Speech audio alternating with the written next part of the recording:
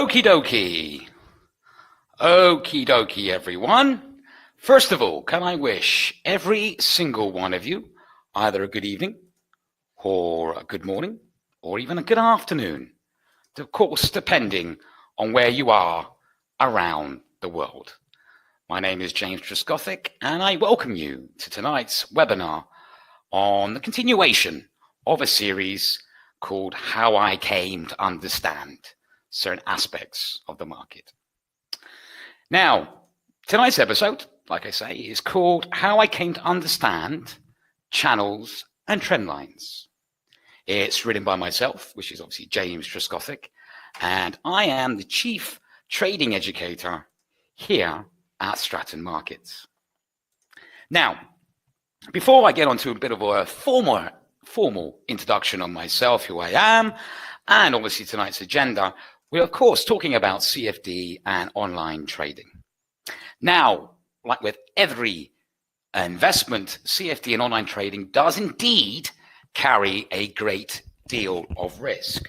So I do suggest every single one of you do your own research and carry out your own due diligence and know of the risks at hand before entering any trade. Now, with that out of the way, this hairy, wrinkly, slightly sort of pork belly individual is yours truly. Like I say, my name is James Trescothick, and I'm the Chief Trading Educator here at Stratton Markets. I have over 20 years experience in the financial service industry. I actually started off at the age of 18. And as you can tell by my accent, I'm obviously a Brit, so don't hold that against me. Yeah, so I started off at the age of 18. I'm now 40, not 50, despite what other people think. I'm only 40. And I actually started off as a mortgage broker and specializing in commercial mortgages and buy-to-let mortgages. I then moved into pensions and alternative investments before getting into the online trading arena around about 12 to 13 years ago. I'm indeed a published writer, and I've been published in several leading industry publications, including the likes of Financial Times Advisor, Market Watch, The Street, City AM, FX Trader magazine, and so on and so on and so on. So I've actually published quite a few articles really about my opinions of the market and things like that. I'm an avid market commentator. I'm very passionate about the markets. Okay, and I want to share you that little bit about my passion and everything with you. And I'm also a well-known public speaker, and I've spoken on several industry events around the world. And some have said to me that I do like the sound of my own voice, but I don't know about that. Maybe I do. But anyway, like I said, I've been in the actual financial services for 20 years. I've been on online trading arena for over 12 to 13 years. Okay, I've actually traded through a prop company. I just started off trading gold options through the Dubai Gold and Commodity Exchange. I've also ran a floor at the Philippine Stock Exchange. And obviously then I moved into portfolio management, looking after several VIPs before moving into education. Okay, I've made a lot of mistakes. I've also had a lot of successes as well. And though I have got an awful lot of experience, which I wish to share with you tonight, along with my passion.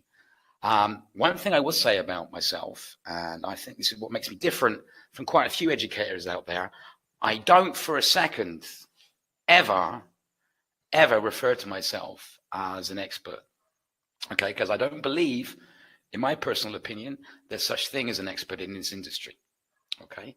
So I'm not an expert, but I want to share with you my knowledge, my experiences, my passion, with the idea that you will take something away from this webinar and you will find your own path and you'll build your own knowledge and your own experience and wisdom on trading this market. Because at the end of the day, and let's be totally open, trading online is not for everyone. So obviously when you have a good understanding, then you can work out indeed if this is for you or not. But anyway, enough of that. Let's get on to what tonight's agenda is. And you know what? I think I'm going to actually put myself on so you can see my ugly mug. Here you go. There I am. Hello, everybody. Hello. All right. So tonight's agenda, like I say, is all about how I discovered or how I understood or learned to understand trend lines and channel lines. Okay. So tonight's agenda will be this. Because we're talking about channel lines and trend lines. I'm going to talk a lot about support and resistance because that's really why a lot of people use trend lines and channel lines. So obvious reasons, we're going to have a quick introduction into what support and resistance is. Okay. Then we're going to talk about what are trend lines. Then we're going to go on to what are channel lines. Then we're going to discuss how some traders use support and resistance to trade. Okay. Then at the end of the session, like all these sort of sessions, we'll do a question and answer session. You can ask me any question you like. And if I know the answer, of course, I'll answer it for you. Okay. So if there's any questions as we go on, please try and keep them to the end. So we'll go through them one by one. Okay, let me have a little sip of water. It is water. Trust me, it's just water. Anyway, so what is support and resistance? Because this is going to come up throughout tonight's webinar. I thought it would be a good idea just to go over the basics of what support and resistance actually is. Okay. Now, support is a level where an asset could fall to and the market starts to buy in again, pushing that asset up. So it acts like a trampoline. Something falls to it, hits, and bounces back up. Resistance is the opposite. Resistance is a level where an asset could rise to and the market will start to sell from. So it acts like a ceiling. Now, traders study support and resistance levels, okay, and try and identify what the potential support and resistance levels to engage potential levels to either enter the market or exit the market or to set their stop loss or take profit at. So that's why people are trying to find the support and resistance. That's what they're looking for. Now, at times, when either the support or resistance is indeed broken, what they then tend to do is they change roles, i.e. the support becomes the resistance and the resistance becomes the support. This is often how many people see or try and engage if a level is broken, if this actually occurs. Because we all see it, a market can drop underneath a certain support level, resistance level, come back to touch it, and like I say, it changes roles. Now, that's a little introduction to support and resistance. Because again, we're going to talk a lot about that and bring that up throughout tonight's webinar. So, question, what actually is a trend? Now, wouldn't it really be easy, or wouldn't life be easy, if the market just did this, just go straight up, nice and easy, or if we're short selling or if we're bearish, go straight down. It'd be easy, wouldn't it? But it doesn't do that, does it? Instead, what the market does, it does like little steps, like a zigzag, up, down, up, down, up, down, or down, up, down, up, down, up, down, if it's on a downtrend. That is how the market moves if it's only an uptrend or a downtrend. Okay? It doesn't move in a straight line, otherwise it would be really easy. It doesn't do that, but this is what it does. Now, trend lines. Trend lines is a line connecting, excuse me a second, it's getting a bit hot in here. A trend line is a line connecting two or more lows or two or more highs to indicate potential future price movement. Now, the theory is that if you see two lower lows and two lower highs, potentially that asset is on a downtrend, as in going downwards. Okay? Whereas if you see two higher highs and two higher lows, this potentially indicates an uptrend. So traders use trend lines, to identify if an asset is on an uptrend or a downtrend and to spot potential areas of interest. So as we've already established, the market tends to move like this if it's on an uptrend or downtrend. Okay, it goes up, down, down, like steps, like a pair of stairs, like steps or stairs, okay?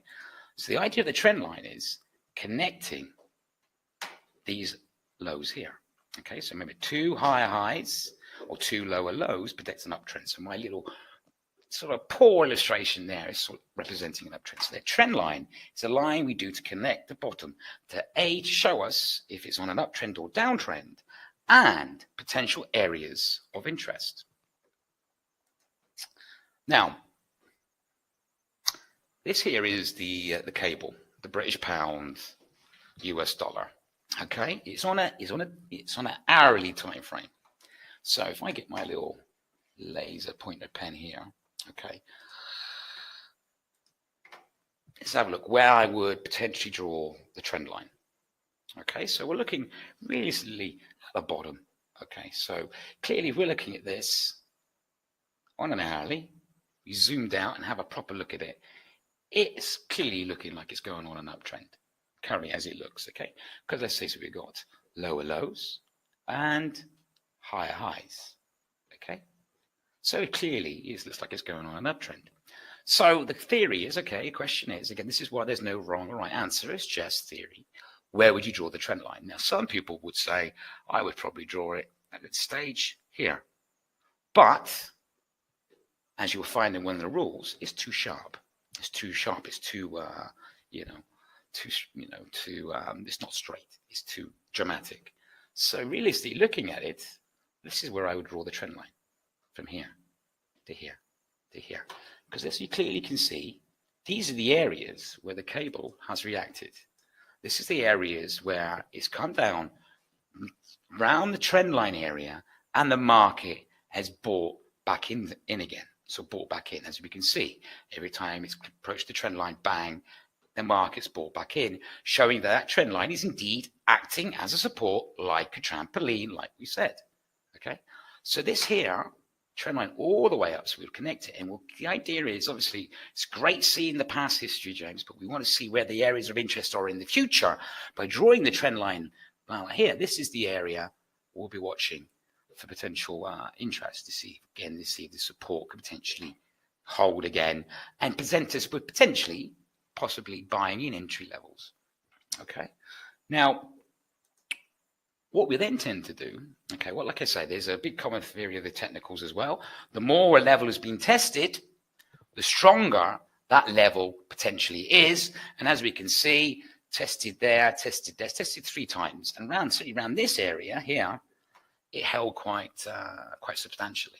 So clearly, obviously, this is the area of interest we'll be keeping an eye on. Now, what we could also then do, once we decided what we see with our eyes and where we see the potential trend line being, to back ourselves up, we can then look at a longer time frame to see if we are around the ballpark figure. Now, this is a daily, and as we can see, the trend line, again, similar to the hourly trend line, is actually then indeed acting as a support around that. So again, it's representing that indeed, currently as it stands at the moment, the cable is testing on that trend line. So we are looking at the cable being somewhat on an uptrend. And again, to double check to see if our conclusion is right, what we can then add is a simple moving average. Okay, like we have here. And as you probably know, a simple moving average, the theory is if the asset is trading above the simple moving average, uptrend. If the asset is trading below the simple moving average, it's a downtrend. So as we can see here, it's been above, so uptrend. When it has come down, again, it's reacted off our trend line and bounced back upwards. As we can see here, again, came underneath the simple moving average, the trend line held, and again, dropped under the simple moving average, and again, the trend line held, and simply now the asset's above the moving average, highlighting again, indeed, currently this asset is potentially on an uptrend. Again, of course, obviously, we can use it as a downtrend indicator as well. So when an asset's on a downtrend, we can use the same trend line to look for potential areas of interest and potential areas of resistance. Now, this here, this currency pair is the dollar Swiss franc, actually, I think I chose here. Again, got our down, our trend line here showing a downtrend. And as we can see, obviously, it's held level around the resistance. It has indeed acted as a resistance. So that's our downward trend line, indicating that indeed the trend line is downwards. This is on a daily chart again as well, and the trend line is currently acting as a potential resistance. Now here's the rules though when you're drawing trend lines, okay? Number one, trend lines can only be drawn when there are at least two tops or bottoms, okay? Two tops or bottoms. Like I say, if we go back to my example here, if we go back to, where's my one here? If you go back to this one here, the cable, top, top, bottom, bottom, top, top, bottom. So there we go. This is what I mean by that. So it can only be drawn when you're seeing that, okay? At the same time, okay, the steeper the trend line, the less accurate it will be. Go back to my example again. Go back to the cable. Now remember, we were talking about maybe drawing the trend line up this way, but that would be far, far too dramatic, and clearly he's not giving us enough, pure information to see whether or not it's holding. So the steeper it is, or the most dramatic it is, the more unlikely it will be accurate. And number three, trend lines should not be forced and should be based upon what you see, not what you want. Okay, so again, this can only be seen with your eyes. Now, introducing channels. Now, as we said, trend lines are drawn to either look for potential support or resistance. Channels can be used to look for both. Now, there are three types of channels, okay? Ascending, which is an uptrend. Descending, which is a downtrend.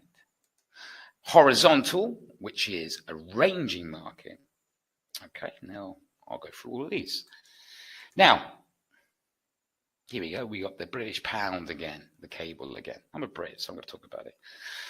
Now, this is here we go. Again, it's a daily chart. So we're having a look here at potential channels. We can see, remember, so a channel we're looking for, where potentially giving us a hint of where the resistance and support is, so we can trade it that way. So let's have a look. Let's have a closer look. Okay, my eye, I can see two channels here. This here connecting here, uptrend, and here, another trend. So this is the channel.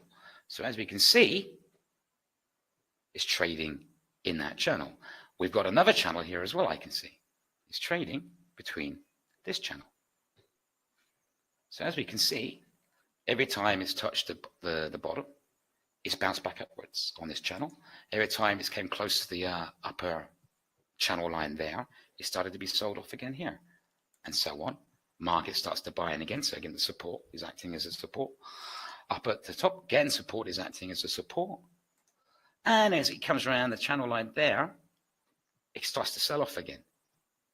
Okay, finally it's broken around about this level here, and then it invents another channel.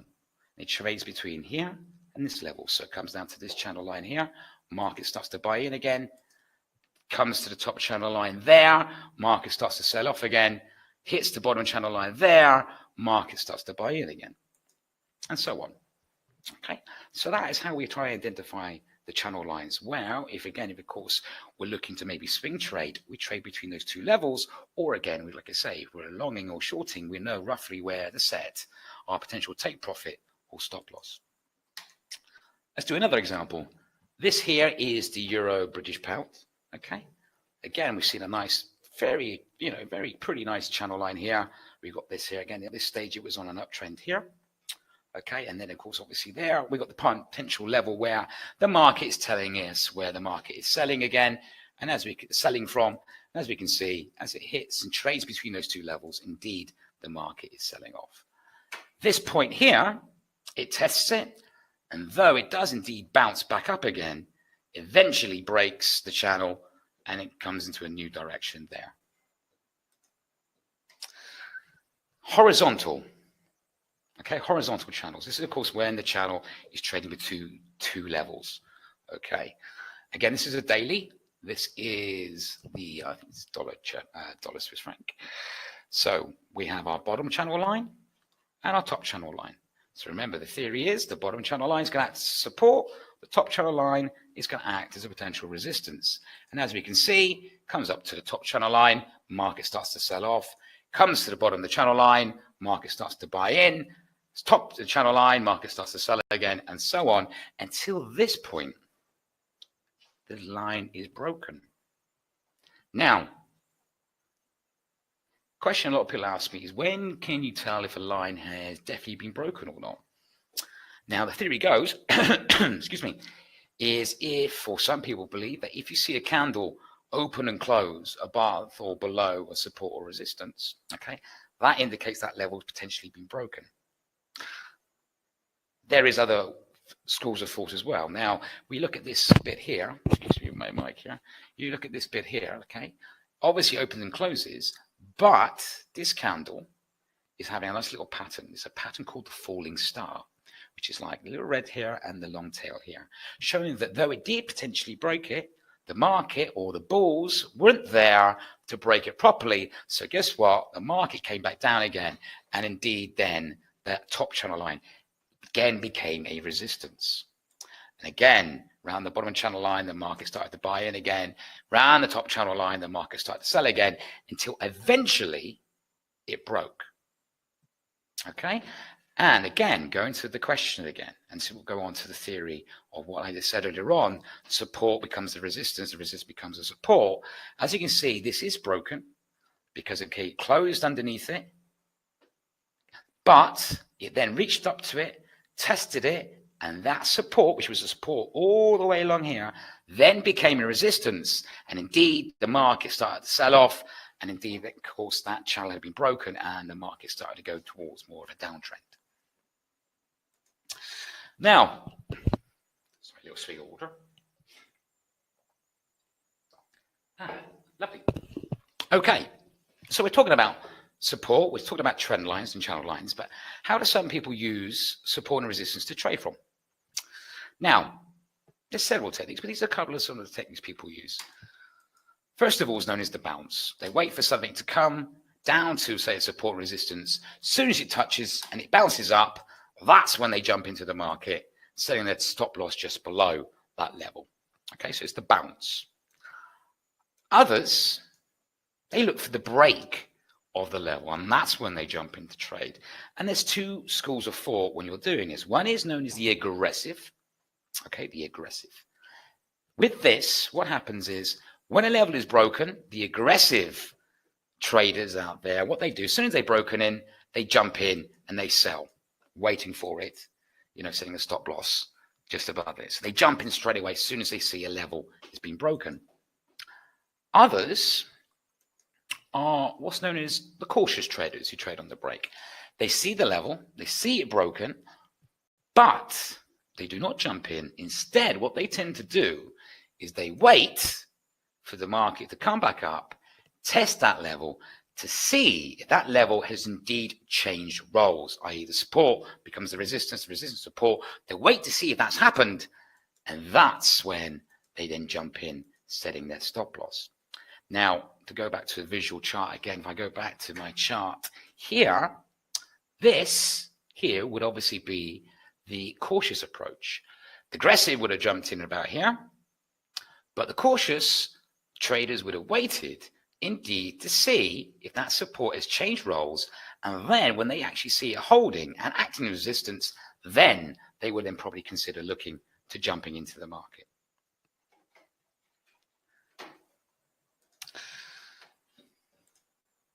Now, this is like a brief introduction to channels and trend lines and support and resistance.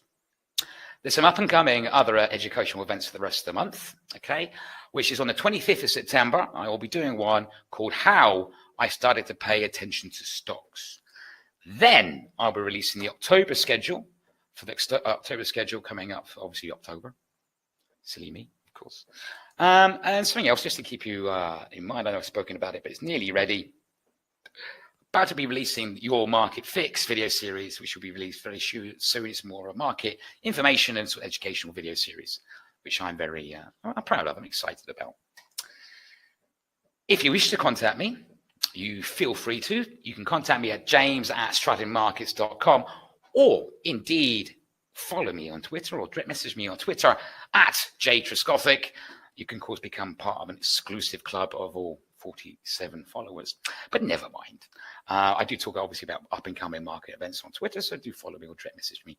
What I'd like to give out my email address, if there's any topics you particularly like me to cover in the future or any areas you'd like me to cover, please feel free to email me directly at James@Stratton or indeed on Twitter or anything like that. If you think of any questions later you might forget to ask in a minute, please feel free to email me and ask me.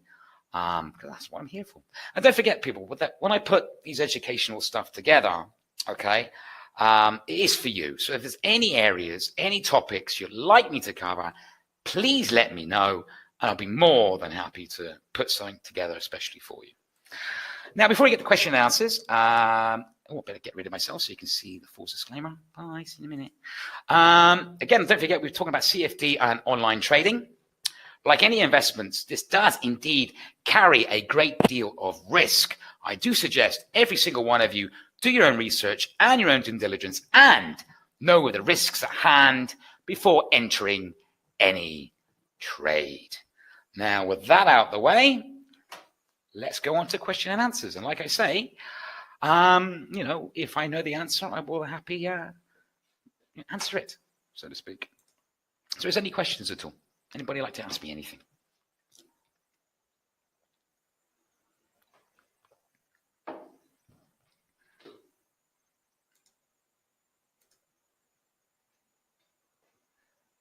Any questions at all? Anybody like to ask me anything? Okay, did everybody find it at least informative? Interesting? Good way of spending 30 minutes. Okay. Did anybody enjoy it, at least? Or are you sick of my voice already? Oh, thank you, Dennis. Good to see you, Dennis, by the way. It's good. Thank you. Great. Thank you, Dennis. I appreciate that. Is there anybody else at all? Anybody else like to ask me anything? Or is there any topics? Because obviously, Dennis, we spoke. I'm going to do one on oil and the euro dollar for you. Because that's a request you had. So I will work on a case study for that. Excellent. Thank you, Fraser. I'm glad you managed to get a little bit of insight on it. I'm glad you enjoyed it. Thank you, Fraser.